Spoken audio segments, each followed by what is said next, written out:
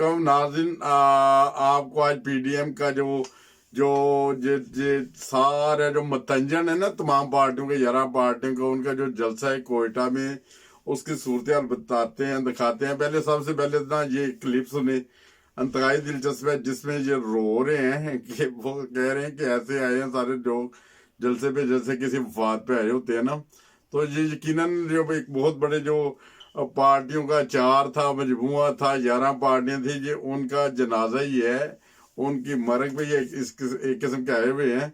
और एक पार्टी जो सबसे बड़ी पार्टी थी जो इनके साथ मिलके चली थी, जैसे पाकिस्तान पीपल्स पार्टी, वो तो पहले इजलास में तो आए, पहले वो जलसे में आए हैं, और फिर बाद में वो पंचर हो गए हैं। बिलावल साहब का पहिया पंचर हो गया, साइकिल उसका। कोयटा वालों, ये हजारों का यहाँ इज्तिमा है।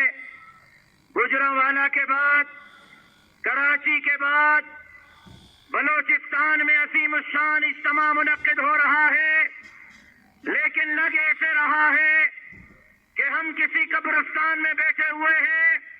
यहाँ से आपकी आवाज बनी गाला तक पहुंचवानी है और ये पैगाम देना है कि मौलाना फजलुर रहमान के क़यादत में पीडीएम की ये जमात है, आज अज़म करती है, वचन करती है, वादा करती है कि कठपुतली हुक्मरानों को किसी सूरत चलने नहीं देंगे।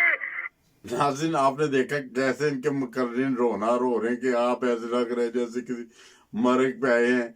वो यकीनन मरग पे आए हैं। ये जो 11 पार्टी थी, इस दफा आपको बताएं कि मौलाना साहब को भी फंडिंग बहुत ज्यादा हुई है। इस हिसाब से फंडिंग हुई है कि इन्होंने अभी जो मैदान में मेरा बाद में मौलाना साहब ने अकेले रहे, इन्हें इनके स्टूडेंट भी इन्हें छोड़ जाएंगे। जो सूरत हाल है वक्त के साथ से सारी पार्टियां छोड़ के जा रही हैं।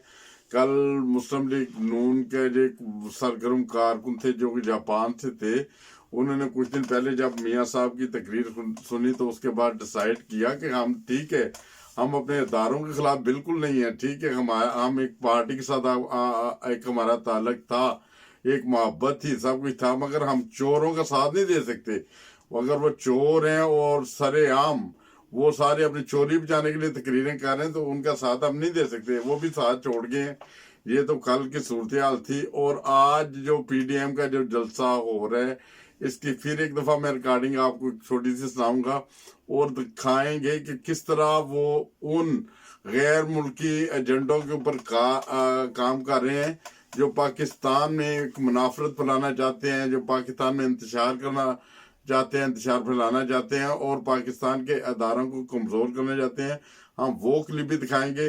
तो अभी आपको वो दिखाते हैं, क्लिप सुनने जरा। आज मुल्क में 72 साल हो गए हैं, हम ये फैसला नहीं कर पाए अब तक कि हमारे मुल्क में जो वजीर आजम मुंतखब होते हैं उनको अदालती फैसलों से उतार दिया जाता है। 40 फैसलों से, जिन फैसलों की कोई हैसियत नहीं होती, उन फैसलों से उनको उतार दिया जाता है और उनको घर भेज दिया जाता है। और अगर आप उनकी बात ना तस्लीम करें तो आपको फिर फांसी के घाट चढ़ा दिया जाता है। ये फैसले आपको करने होंगे और यही वजह है इस तहरीक को आगाज करने का।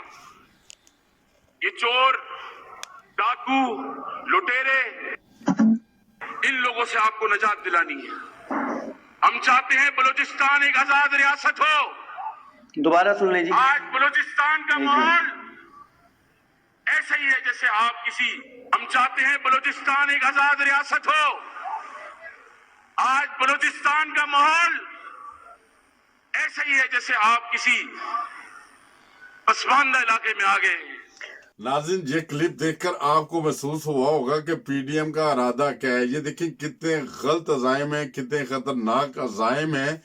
और अभी तक जो हमारी इत्तलाआत के मुताबिक है, इंशाअल्लाह ताला वक्त आएगा इनके खिलाफ सख्त कार्रवाई की जाएगी और ऐसी कार्रवाई की जाएगी कि तारीखी कार्रवाई।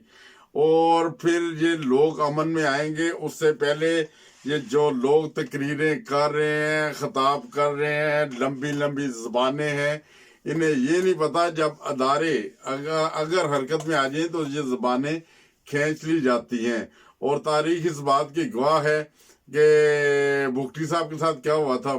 اور اسی طرح یہ جو لوگ اپنی حدیں کراس کر رہے ہیں دن بدن، کہتے ہیں نا پاٹے لیتر دی طرح ودے جان رہے ہیں، یہ ودے جا رہے ہیں پاٹے لیتر دی طرح، ان کو کنٹرول کرنا آتا ہے اداروں کو، اور کریں گے۔ یہ دیکھیں جو فوج جا کے بارڈر پہ لڑ سکتی ہے دشمن کے ساتھ، دشمن ممالک کے ساتھ، اور ابھی نندن جیسے ظالم درندے کو جو کہ بم گرانے کے لیے پاکستان میں آتا ہے، اسے عقاب کی طرح پکڑ سکتے ہیں، اسے نوچ سکتے ہیں۔